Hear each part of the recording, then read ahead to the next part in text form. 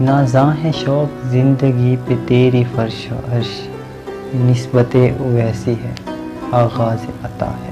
السلام علیکم دوستو، میں ہوں ارشد شوق۔ دوستو، میں نے سوچا ہمارا سلسلہ ادب کے متعلق ہے۔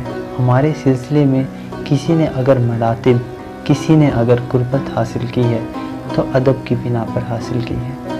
تو سوچا اور اجازت طلب کی کہ سائیں پاک سے جو ادب ملا ہے، جو ادب کے طریقے ملے ہیں، اپنے مرشد کی بارگاہ میں حاضر ہونا، عرضی پیش کرنے کا طریقہ اور زندگی گزارنے کے مختلف پہلوؤں کا ادب جو میں نے سیکھا ہے یا سیکھنا ہے، تو ایک ذریعہ بنایا ہے، کوشش کی ہے ایک ایسا ذریعہ بنانے کی جس سے ہمارے سلسلے سے تعلق رکھنے والے تمام لوگ جو دور شہر سے ہیں، جو پاکستان سے باہر ہیں، تمام لوگ اس سے رسائی حاصل کر سکیں۔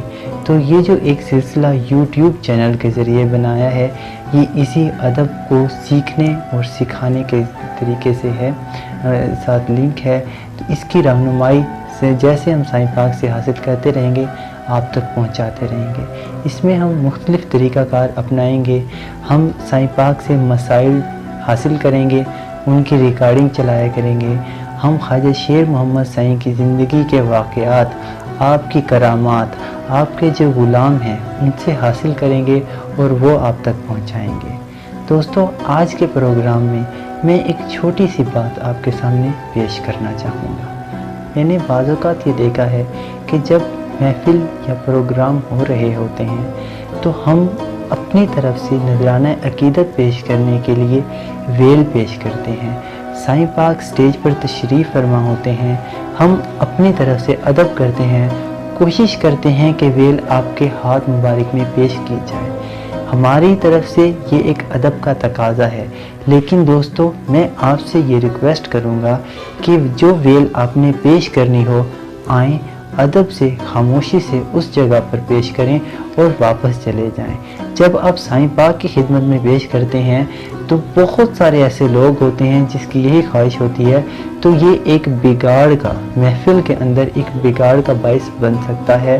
اور سائیں پاک بار بار آپ ہاتھ مبارک اٹھائیں اور ویل وصول کریں اور پھر ویل والی جگہ پر رکھیں، تو اس میں ایک بہت ہی ایک ایسی بات ہو سکتی ہے جو ادب میں کچھ کمی کی بات ہو سکتی ہے، میرا یہ سوچنا ہے۔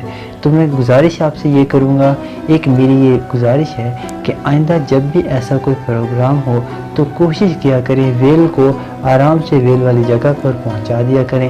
جب آپ نے مصافحہ کرنا ہو، پروگرام شروع ہونے سے پہلے کر لیں، پروگرام ختم ہونے کے بعد کر لیں، تو مصافحے کا یہ طریقہ کار ہے۔ آج کے لیے دوستو فی الوقت اتنا ہی۔ میں مزید رہنمائی حاصل کروں گا، جیسے جیسے مزید رہنمائی حاصل ہوتی رہیں گی میں کوشش کرتا رہوں گا ان کو بر وقت آپ تک پہنچاتا رہوں۔ میرے لیے دعا کریں، اور اگر آپ کو میری یہ کاوش پسند آئی ہے تو مجھے ضرور بتائیں۔ تب تک کے لیے فی امان اللہ۔